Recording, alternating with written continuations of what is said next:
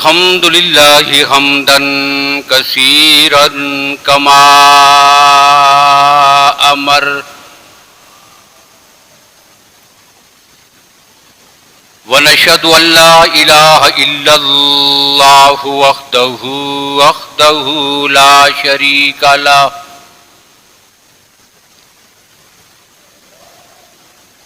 لا شريك له في الخلق والأمر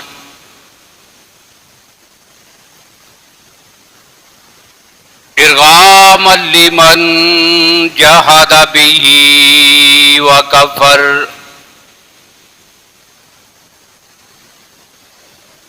ونشهد أن سيدنا وسندنا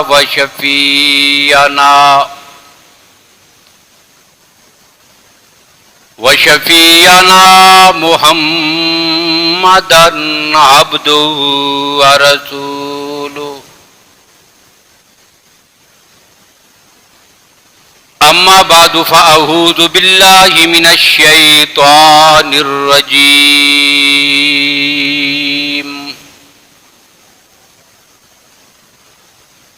بسم الله الرحمن الرحيم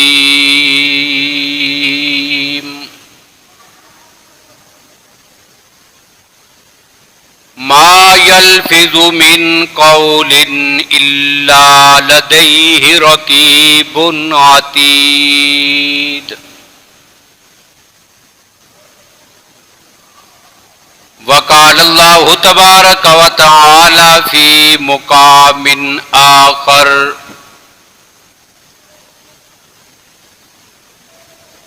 يا أيها الذين آمنوا لم تقولون ما لا تفعلون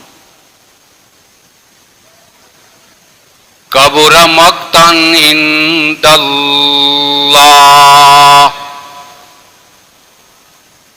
أن تقولوا ما لا تفعلون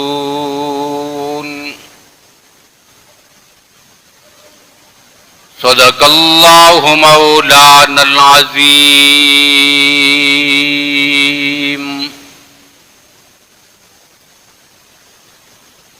اللهم صل على محمد وعلى آل محمد بعدد من قعد وقام وصل على محمد وعلى آل محمد بعدد من صلى وصام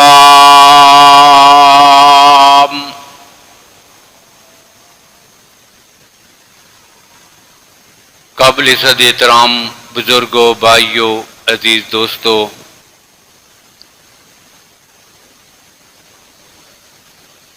گزشتہ جمعوں سے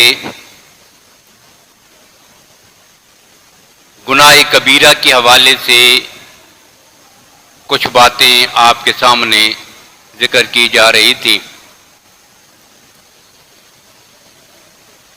اس ضمن میں سابقہ گفتگو میں امانت اور خیانت کے حوالے سے کچھ باتیں عرض کی تھی۔ آج کی گفتگو میں بھی انسان کی زبان سے سرزد ہونے والے ایک گناہ کبیرہ کا تذکرہ کرنا ہے، اور ان چیزوں کے تذکرے سے مقصود یہ ہے کہ ہم ان کبیرہ گناہوں کی قباحت سے، ان کی برائی سے واقف ہوں،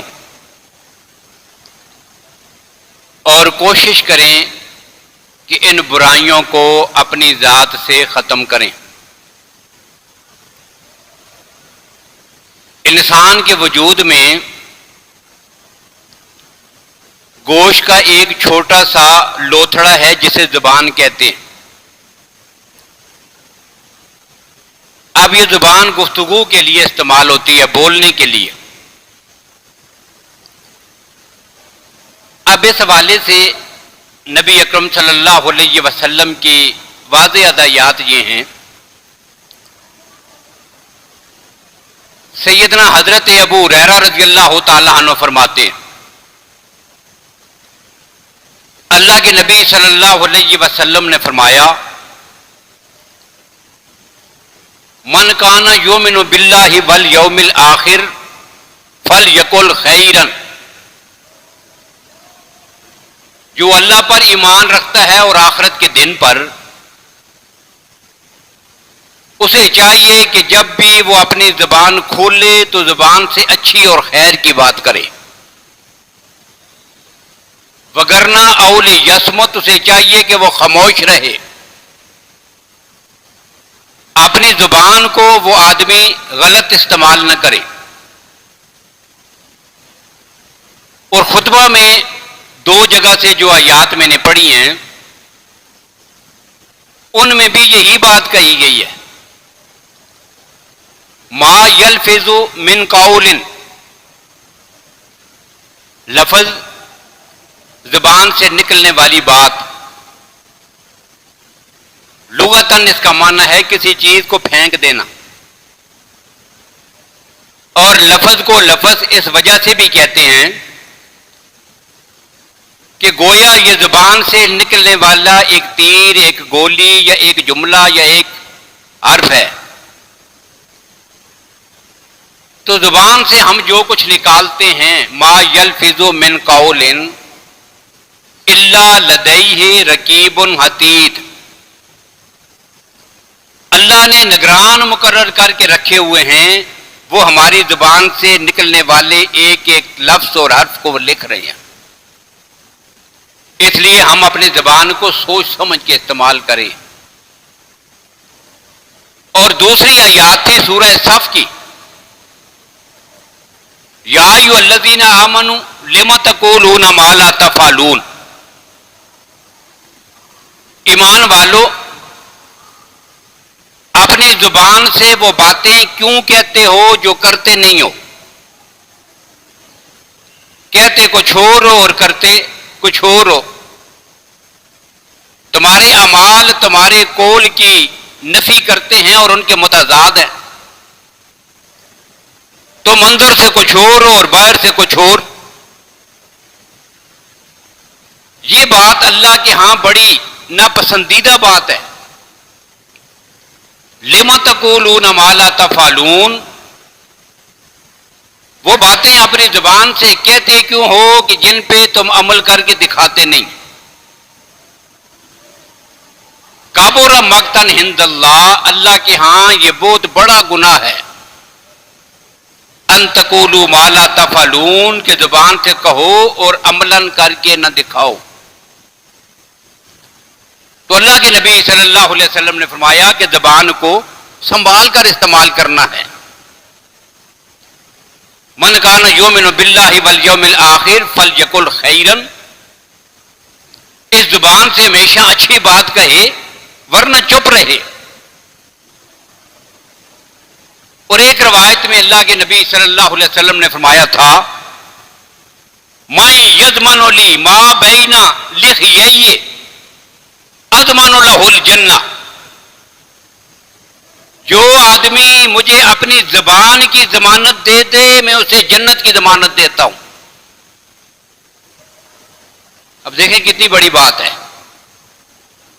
اپنی زبان کی ضمانت دے دو، اس سے جھوٹ نہیں بولیں گے، اس سے کسی کے ساتھ کوئی عہد اور معاہدہ کر کے اس کی خلاف ورزی نہیں کریں گے، اس سے بد کلامی نہیں کریں گے، کسی کو گالی نہیں دیں گے، سب و شتم نہیں کہیں گے، اپنی زبان کو شریعت کے حکم کے مطابق استعمال کریں گے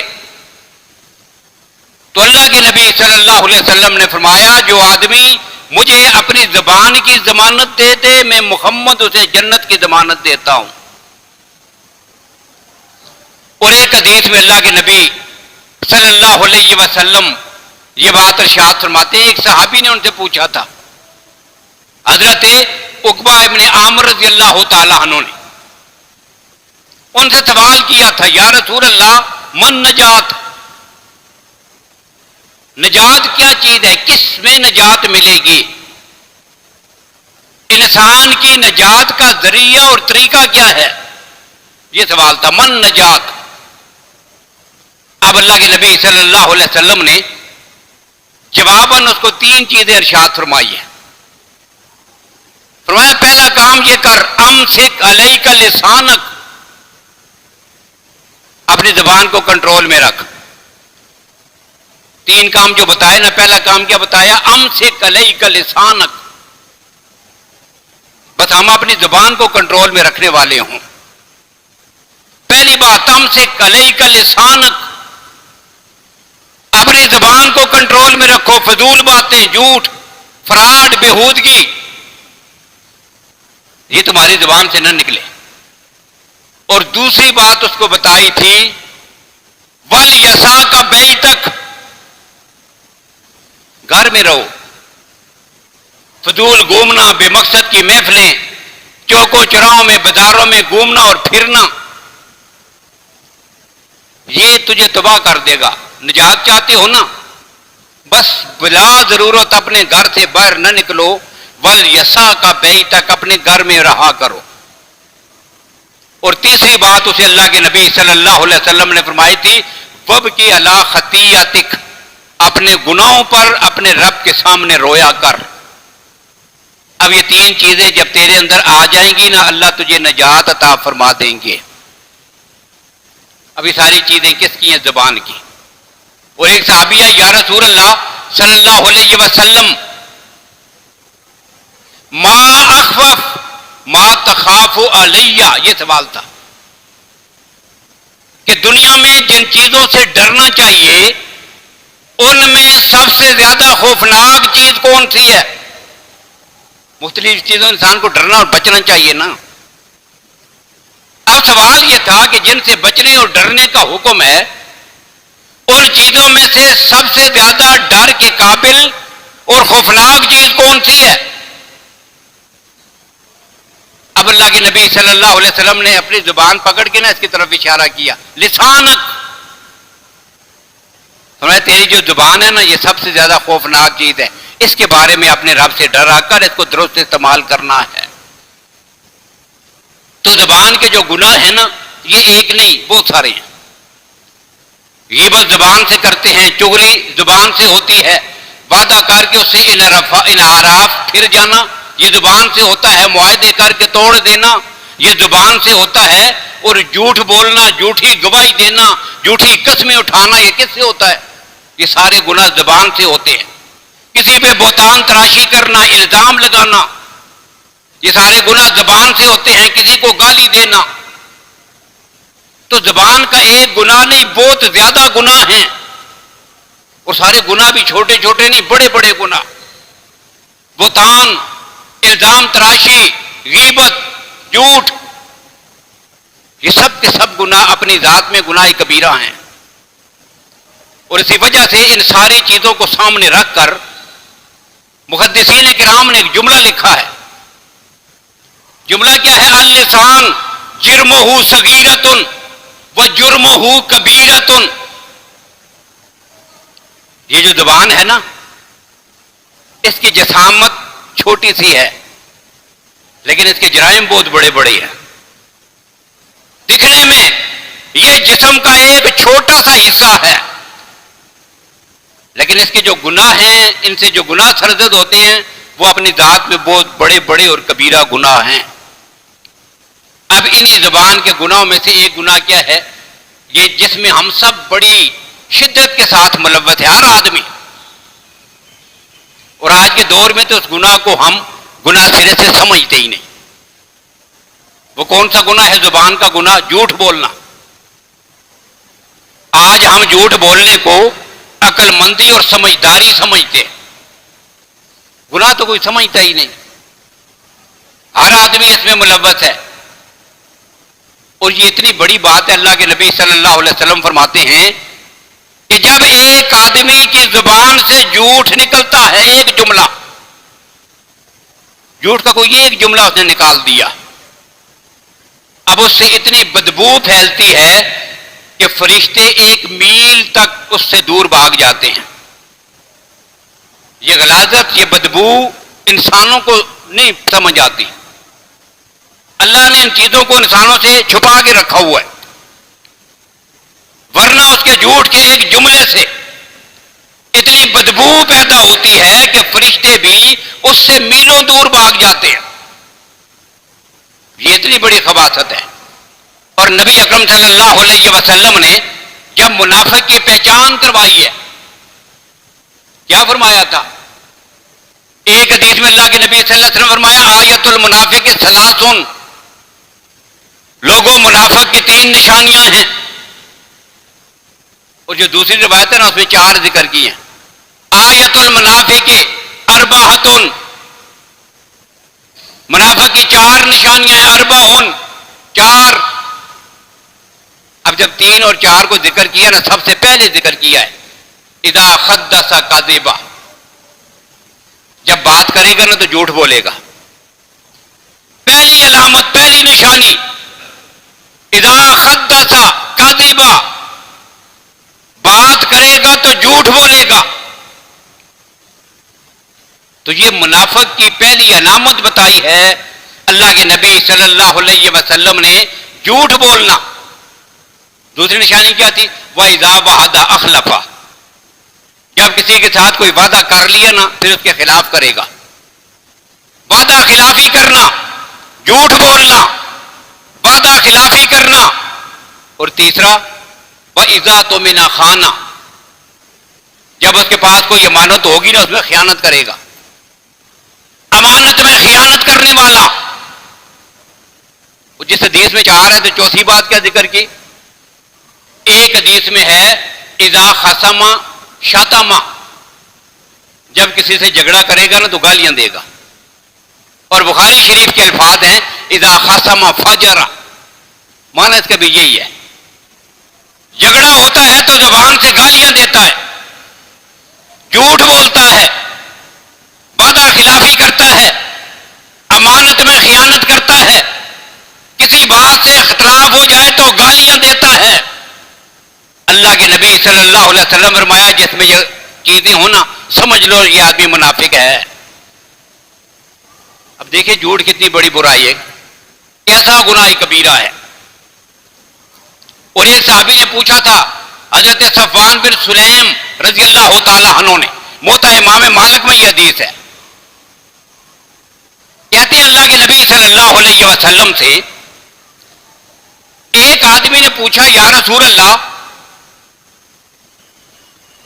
ایک مومن ایکون المومن جبانا، بندہ مومن بزدل ہو سکتا ہے؟ یہ سوال تھا۔ بھئی ایک آدمی مومن بھی ہو ساتھ کیا ہو بزدل، جبانا بزدل، ایکون المومن جبانا، یا رسول اللہ ایک مومن بزدل ہو سکتا ہے؟ اللہ کے نبی نے فرمایا نعم، ہاں، ایمان کے ساتھ اس آدمی کی یہ برائی اکٹھی ہو سکتی ہے۔ بزدل ہونا اس کی خصلت ہے، برائی ہے، اس میں خامی ہے، لیکن یہ ایمان کے منافی پھر بھی نہیں۔ اگلا سوال تھا ایکون المومن بخیلا، موطا امام مالک کی روایت ہے، یا رسول اللہ ایک مومن بخیل ہو سکتا ہے؟ فرمایا ہاں، بخل گناہ ہے لیکن مومن ہو جائے تو پھر بھی ایمان کی نفی نہیں ہوتی، مومن ہے۔ اب تیسرا سوال تھا یا رسول اللہ ایکون المومن کذابا، مومن جھوٹا ہو سکتا ہے؟ فرمایا نہیں، مومن اور جھوٹ بولے یہ نہیں ہو سکتا. اب یہ جھوٹ کو ہم کو سمجھتے ہی نہیں. اللہ کے نبی صلی اللہ علیہ وسلم نے اس کو ایمان کے منافی قرار دیا. قدم قدم پہ ہم جھوٹ بولتے ہیں. تجارت میں، کاروبار میں، ملازمت میں، معاملات میں، ہر بات میں، ہماری بات میں کیا ہوتا ہے؟ جھوٹ بولنا. اور آپ تو جدید دور ہے میڈیا کا، موبائل آ گئے. کال کی کسی آدمی نے حویلیوں میں بیٹھے ہیں، اسے بتا رہے ہیں میں ہری پور میں ہوں. یہ کیا ہے؟ جھوٹ. کاروبار میں نبی اکرم صلی اللہ علیہ وسلم حضرت ابو ذر رضی اللہ عنہ فرماتے ہیں میں موجود تھا، اللہ کے نبی صلی اللہ علیہ وسلم نے اپنی زبان سے یہ جملہ ارشاد فرمایا، لوگوں سنو، ثلاثۃ لا يدخلون الجنہ لا يکلمہم اللہ یوم القیامۃ ولا ینظر الیہم ولا یزکیہم وَلَهُمْ عَذَابٌ عَلِيمٌ. یہ جملہ تھا. اور یہ جملہ اللہ کے نبی نے ایک بار، پھر دوسری بار، پھر تیسری بار ارشاد فرمایا. کیا جملہ تھا؟ 3 قسم کے لوگ ہیں قیامت والے دن اللہ نظر رحمت سے ان کی طرف دیکھے گا نہیں. اللہ کا غضب ہوگا ان پر. اللہ کی ذات ان سے کوئی بات نہیں فرمائیں گے، رب ناراض ہوگا ان سے. وَلَا يُزَكِّيهِمْ، میدان محشر میں ان کے گناہوں کی معافی ان کو نہیں ملے گی. کہا جائے گا تم بڑے مجرم ہو. اب یہ 3 چیزیں ذکر کی. اور چوتھا کیا کہا؟ وَلَهُمْ عَذَابٌ عَلِيمٌ، ان کے لیے دردناک عذاب ہے. یہ 3 قسم کے لوگ ہیں. اب اللہ کے نبی نے ایک بار فرمایا، دوسری بار، تیسری بار. اب حضرت ابو ذر کہتے ہیں میں پاس بیٹھا ہوا تھا تو میں نے عرض کیا، یا رسول اللہ خابوا وخسروا من ہم، یہ لوگ تو تباہ ہو گئے ہیں. اللہ کے نبی آپ نے اپنی مقدس زبان سے 3 بار یہ جملہ کہا تو یہ لوگ تو مارے گئے ہیں، خابو، تباہ ہو گئے، خسارے میں پڑ گئے ہیں. من ہم، بتائیے یہ کون ہے؟ ان 3 قسم کے لوگوں کا تعارف بھی کرا دیجیے. اب اللہ کے نبی صلی اللہ علیہ وسلم نے فرمایا، المسبل، تکبر کرنے والا، تکبر سے اپنے لباس کو لٹکانے والا. اور مسبل کا ایک معنی یہ بھی ہے کہ انسان کی سلوار اس کے ٹخنوں کے اوپر پڑی ہوئی ہے. یاد رکھیے گا یہ بھی گناہ کبیرہ ہے، جن کو ہم کو سمجھتے ہی نہیں. یہ چیزیں تو ہمیں ذہن میں ہے ہی نہیں کہ یہ بھی گناہ ہے. سلوار جو ہے وہ جوتوں کے نیچے گھسٹ رہی ہوتی ہے. فیشن ہے نا، یہ ایک نخرہ ہے، ایک فیشن ہے.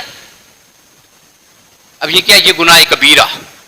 اللہ کے نبی صلی اللہ علیہ وسلم نے اس کی سخت الفاظ میں مذمت فرمائی ہے کہ جو سلوار نیچے لٹک رہی ہوگی، سب سے پہلے جہنم میں تمہارے جسم کا یہ حصہ داخل کیا جائے گا. یہ صحیح حدیث ہے. تو المسبل، تکبر کرنے والا، تکبر سے اپنے کپڑے کو لٹکانے والا، ٹخنوں کو اوڑھ کر کپڑا ان پہ لپیٹ کر لٹکا کے چلنے والا، ایک یہ آدمی ہے. اور دوسرا کون سا ہے؟ المنان، کسی کے ساتھ نیکی کر دی نا، اب اس بیچارے کی ساری زندگی جان ہی نہیں چھوٹ رہی. بار بار انسان، تجھے یاد ہے میں نے یہ کیا تھا. جہاں 2 آدمی کھڑے ہوں گے، جہاں ملے گا تجھے یاد ہے پھر ہم ادھر گئے تھے، میں نے تیرے ساتھ یہ نیکی کی تھی، میں نے تیرے ساتھ یہ تعاون کیا تھا، میں نے تیری ایسی مدد کی تھی، میں تو ایسا تھا. اور اللہ قرآن میں کیا فرماتے ہیں؟ یا ایھا الذین آمنوا لا تبطلوا صدقاتکم بالمن والاذی. جو کچھ بھی نیکی کرتے ہو نا، خرچ کیا، پیسہ دیا، تعاون کیا، اچھائی کی، جب احسان جتلائے یا تکلیف پہنچائی تو سمجھو کہ سارا تبطلوا، باطل ہو جائے گا، ختم. اللہ کے ہاں اس کا کوئی اجر و ثواب نہیں. تو یہ انسانوں کو احسان جتانے والا یہ بھی تباہ و برباد ہو گیا. اور تیسرا اللہ کے نبی صلی اللہ علیہ وسلم نے فرمایا، تیسرا وہ آدمی ہے المنفق بصلتہ بخلف کاذب. المنفق صلتہ بخلف کاذب، جھوٹی قسمیں اٹھا کر اپنا سامان بیچنے والا، جھوٹ بول کر اپنا مقصد حاصل کرنے والا، جھوٹی قسمیں اٹھا کر کاروبار کرنے والا، اور دوسرے کو اعتماد دلانے کے لیے بار بار قسمیں اٹھانے والا، اب یہ آدمی بھی تباہ و برباد ہو جائے گا۔ تو یہ گناہ کی، اس گناہ کی کیفیت بتائی ہے کس نے؟ اللہ کے نبی صلی اللہ علیہ وسلم نے۔ اور نبی اکرم صلی اللہ علیہ وسلم نے تو اس کی برائی میں یہاں تک یہ بات ذکر کی ہے کہ اللہ کے نبی صلی اللہ علیہ وسلم فرماتے ہیں کہ مذاق میں بھی جھوٹ نہیں بولنا، کسی صورت میں اس کی اجازت نہیں، مذاق میں بھی جھوٹ نہ بولو۔ ایک حدیث ہے حضرت عبداللہ بن عامر رضی اللہ تعالیٰ عنہ کے بخاری مسلم میں، اس حدیث میں کیا ہے؟ فرماتے ہیں کہ میں اپنے گھر میں تھا اور اللہ کے نبی بھی ہمارے گھر میں تشریف فرما تھے، ان کی دعوت تھی، اللہ کے نبی بھی تشریف لائے ہوئے تھے، تو میری ماں نے کسی کام کے لیے مجھے بلایا، آواز دی بیٹا ادھر آؤ کچھ چیز دینی ہے۔ ہم بھی اپنے بچوں کو بلاتے ہیں نا، ادھر آؤ کوئی چیز دے رہا ہوں آپ، اب بچوں کو بلا لیا اپنے پاس۔ اب کہتے ہیں کہ حضرت عبداللہ بن عامر فرماتے ہیں مجھے میری ماں نے آواز دی، تحال اوتی کا، ادھر آؤ کوئی چیز دے رہی ہوں۔ اب اللہ کے نبی صلی اللہ علیہ وسلم نے جب یہ آواز سنی نا تو میری والدہ سے پوچھا کہ تو اپنے بیٹے کو جو بلا رہی ہے ادھر آؤ کوئی چیز دے رہی ہوں، کیا دینا ہے؟ اب وہ کہنے لگی یا رسول اللہ یہ میرے ہاتھ میں کھجوریں ہیں اور بیٹا جب بچہ قریب آئے گا تو یہ کھجوریں اس کو دینی ہے۔ اللہ کے نبی نے فرمایا سنو، اگر صرف ویسے بلا لیا ہوتا نا اور تو نے اسے دینا شینا کچھ بھی نہ ہوتا تو تیرے نامہ اعمال میں یہ بات بھی جھوٹ میں لکھی جاتی، اس انداز میں بھی جھوٹ بولنے کی کوئی اجازت نہیں۔ اور ایک حدیث میں اللہ کے نبی صلی اللہ علیہ وسلم نے فرمایا کہ جو آدمی انا زعیم، میں اس بات کی ضمانت اٹھاتا ہوں، ایک محل اسے جنت کے کنارے پہ ملے گا، فی ربض الجنہ، جنت کے کنارے پر ایک خوبصورت محل کی ضمانت دیتا ہوں۔ یا رسول اللہ کس کے لیے؟ اللہ کے نبی صلی اللہ علیہ وسلم نے فرمایا من ترک المراء ولو کان محقا، جو آدمی جھگڑا چھوڑ دے، دو آدمیوں کا آپس میں اختلاف اور جھگڑا ہوا نا کسی بات پر، اب وہ آدمی حق پر ہے، وہ جانتا ہے، اسے قطعی طور پہ پتا ہے کہ میں حق پر ہوں، لیکن اپنے حق کو چھوڑ کر جھگڑے سے بچ جاتا ہے کہ جھگڑا نہ ہو، تو جھگڑے سے بچنے کے لیے جو آدمی اپنا حق چھوڑ دیتا ہے نا، تو اللہ کے نبی نے فرمایا میں ضمانت دیتا ہوں کہ میں جنت میں اسے رب سے یہ محل لے کے دوں گا۔ یہ پہلی بات ہے جی، ہماری شریعت تو یہ سکھاتی ہے اپنا حق بھی چھوڑ دو۔ مسئلہ یہ ہے کہ مرنے کے بعد اگر آخرت کی زندگی نہ ہوتی نا، پھر تو انسان اپنی زندگی میں سارے حساب چکا ہی دیتا، پھر تو کسی چیز کی پرواہ ہی نہیں ہے، کسی کو مارو، کسی سے مرو، کسی سے جھگڑو، مرضی جھوٹ بولو، خیانت کرو، بددیانت، جو مرضی کرو۔ لیکن ایک کمزور، ایک مظلوم، ایک بے بس انسان کے لیے یقیناً سب سے بڑا سہارا یہ ہے کہ یہ دنیا کی زندگی کوئی حیثیت نہیں رکھتی، اصل زندگی آخرت کی زندگی ہے، میں نے اپنے رب کے حضور پیش ہونا ہے۔ اب یہاں دنیا میں میرا حق مجھے ملے یا نہ ملے، رب العالمین من یعمل مثقال ذرۃ خیرا یرا، ایک ایک ذرے کا بدلہ میدان محشر میں اس مجرم کو کھڑا کر کے مجھے واپس دلائیں گے انشاءاللہ۔ اس لیے کسی آدمی کے لیے پریشانی کی تو بات ہی نہیں ہے۔ اللہ کے نبی نے اس لیے کیا فرمایا، چلو میں اس کے لیے ضمانت دیتا ہوں، حق پہ ہونے کے باوجود بس جھگڑا چھوڑ دو۔ یہ پہلی بات تھی۔ اور دوسری بات کیا فرمائی، انا زعیم ببیت فی وسط الجنہ، جنت کے درمیان میں ایک محل کی ضمانت دیتا ہوں۔ یا رسول اللہ کس کے لیے؟ من ترک الکذب ولو کان مازحا، جو مذاق کرتے ہوئے بھی کبھی کسی کے ساتھ جھوٹ نہ بولے. ہم تو ویسے بھی جھوٹ بولتے رہتے ہیں، لیکن جب کہیں پکڑے جاتے ہیں نا پھر اس وقت ہم کہتے ہیں میں تو مذاق کر رہا تھا. بھائی شریعت نے مذاق میں جھوٹ بولنے کی اجازت کب دی ہے؟ خود اللہ کے نبی صلی اللہ علیہ وسلم کی آیات طیبہ میں آپ کو درجنوں ایسی چیزیں ملیں گی کہ میرے نبی کسی کے ساتھ دل لگی فرما رہے ہیں، لیکن ان جملوں میں بھی آپ کو جھوٹ کی کوئی آمیزش نظر نہیں آئے گی. مذاق میں بھی، دل لگی میں بھی، پیار میں بھی اللہ کے نبی صلی اللہ علیہ وسلم کی مقدس زبان سے سچ ہی نکلتا تھا، جھوٹ اس کا تو شائبہ بھی نہیں کیا جا سکتا. تو مذاق میں بھی کسی کے ساتھ جھوٹ بولنے کی شریعت میں اجازت نہیں ہے. اور تیسری بات کیا فرمائی کہ میں اسے سب سے بلند ترین مقام پر ذہیمن ببیت فی اعلی الجنہ، جنت کے بلند ترین مقام پر میں اسے محل کی ضمانت دیتا ہوں. یا رسول اللہ کس کے لیے؟ فرمایا من حسن خلقہ، جو اپنے اخلاق ٹھیک کر لے، جس کے اندر خوش اخلاقی ہونا، اخلاق کو درست رکھے، میں اس کے لیے جنت کے بلند ترین مقام پر ضمانت دیتا ہوں. اور ایک حدیث میں اللہ کے نبی صلی اللہ علیہ وسلم نے فرمایا یہ سچ تمہیں نجات دیتا ہے، جھوٹ انسان کو تباہ کر دیتا ہے، ہلاک کرتا ہے. الصدق ینجی والکذب یہلک، نجات کس سے ملتی ہے؟ سچ بولنے سے. جھوٹ بولے گا تو کیا ہوگا؟ دنیا میں بھی ذلیل ہو جائے گا اور آخرت میں بھی اللہ کے عذاب میں پکڑا جائے گا. یہ جھوٹ انسان کو ہلاک کر کے چھوڑ دیتا ہے. جو کہتے ہیں نا جھوٹ کے پاؤں نہیں ہوتے، اس کا معنی یہی ہے. جھوٹ بولا، اب سچ بولا ہوتا تو 100 سال کے بعد بھی کوئی اس سے پوچھے نا، اسے یاد ہے کہ پہلے کیا کہا تھا، اب بھی وہی کہے گا. لیکن جب ایک دفعہ جھوٹ بول دیا، 2 دن کے بعد کسی نے پوچھا تو بات کچھ اور کہے گا، تیسرے دن کسی نے پوچھا تو ایک تیسری کہانی سنائے گا. تو یہ جھوٹ آگے چل سکتا ہی نہیں. نجات اور کامیابی ہمیشہ سچ بولنے میں ہے. اور یہاں پر اس حدیث کے ضمن میں آپ ایک واقعہ سن رہے ہیں، آپ نے بارہا سنا ہوگا شیخ عبد القادر جیلانی رحمۃ اللہ تعالی علیہ کا. پیران پیر شیخ عبد القادر جیلانی رحمۃ اللہ تعالی علیہ چھوٹا بچہ ہے، والدہ نے بھیجا تھا پڑھنے کے لیے کسی دوسرے علاقے میں.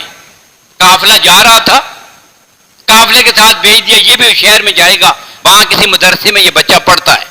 شیخ عبد القادر جیلانی رحمۃ اللہ تعالی علیہ.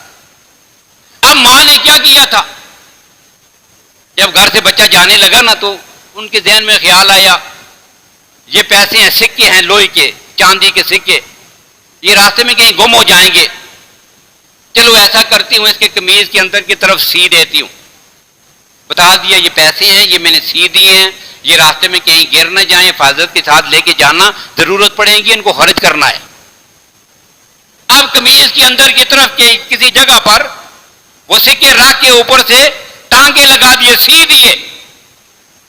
اب کوئی پتہ نہیں پیسے اس کے پاس ہیں بھی کہ نہیں. اب خدا کی شان دیکھیے، پیدل وہ قافلہ جا رہا تھا، یہ بھی ساتھ ہیں. اب ایک جگہ پہ ڈاکوؤں نے روک لیا، سارے قافلے کو لوٹ لیا. اب سب سے جو کچھ سامان تھا وہ تو لے لیا. اب آخر میں وہ ڈاکوؤں کا جو سردار ہے نا وہ بچے کے قریب آیا. اس سے کس نے پوچھنا ہے، اس کے پاس کیا ہے؟ اب کسی نے اس کو چھیڑا ہی نہیں، کسی نے پوچھا ہی نہیں. ویسے جو ہے وہ ڈاکوؤں کا جو سردار تھا اس نے صرف اتنی بات بچے سے کہہ دی، تیرے پاس بھی کچھ ہے؟ اب اس نے کہا کہ جی میرے پاس بھی ہے. اب وہ کھڑا ہو گیا کہ اس کے پاس کیا ہے؟ کہنے لگا یہ میری قمیض اٹھا کے دیکھو، اس کی اندر کی طرف چند پیسے ہیں، چند روپے ہیں، میری ماں نے آتے وقت وہ سی دیے تھے. قمیض اٹھا کے دیکھی تو پیسے اس میں سلے ہوئے رکھے ہوئے ہیں، چاند سے کیا اس میں رکھے ہوئے ہیں. اب اس نے حیران ہو کے کہا نہ بتاتا تو مجھے کیا پتا چلتا، کیوں بتایا؟ تو کہنے لگا کہ جب میں نکلا تھا تو میری ماں نے کہا تھا بیٹا کبھی زندگی میں جھوٹ نہ بولنا، جھوٹ نہ بولنا. اس لیے مجھے سکوں کے جانے کا کوئی افسوس نہیں ہے، لیکن زندگی میں کبھی جھوٹ نہیں بولوں گا. اب چوروں کا سردار اتنا حیران اور پریشان ہوا نا اس کی بات سن کر، اس کے دل کی دنیا بدل گئی. سب کو اکٹھا کیا، بھائی ادھر آ جاؤ، بس بہت ہو گیا ہے۔ اب پورے قافلے کا سامان بھی واپس کیا، اور پوری اس ٹیم نے، چوروں کی اس پوری ٹیم نے سچے دل کے ساتھ توبہ کر لی۔ یہ کس سے ہوا؟ الصدق ینجی والکذب یہلک، سچ بولو تو نجات ملتی ہے، جھوٹ بولے بندہ تو تباہ برباد ہو رہ جاتا ہے۔ اس لیے ہماری زندگی میں کیا ہو، سچ ہو، جھوٹ کے قریب نہ جائیں۔ ایک بندہ مومن، اس میں دیگر برائیاں آ سکتی ہیں، اللہ کے نبی نے فرمایا مومن کے اندر جھوٹ زندگی میں کبھی نہیں آ سکتا۔ اور آخری بات ذکر کر رہا ہوں، ہمارے متحدہ ہندوستان میں انگریز کا دور ہے، ایک جگہ کا تنازع ہے، چند مرلے کی وہ جگہ ہے۔ جھگڑا کیا تھا؟ مسلمانوں کا اور ہندوؤں کا۔ جھگڑا یہ تھا، مسلمانوں کا دعویٰ ہے یہ زمین ہماری ہے، ہندوؤں کا دعویٰ ہے یہ ہماری ہے، ہم نے مندر بنانا ہے۔ مسلمان کہتے تھے نہیں یہ ہماری ہے، ہم نے مسجد بنانی ہے۔